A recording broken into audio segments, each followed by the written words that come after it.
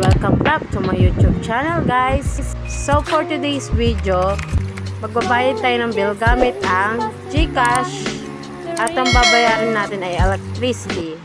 So open na natin GCash. So pindutin natin si bills, then hanapin natin si electricity utility. Ayan.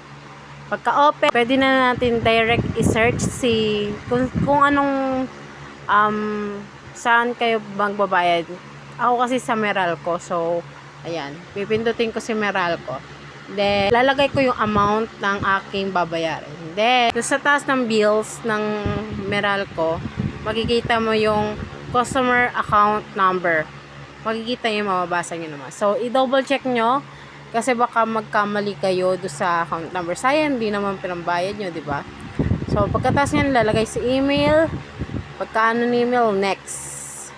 Tapos, confirm. Pagka-confirm, ayan, nalalabas na si payment. Ayan, easy lang naman mag-ano.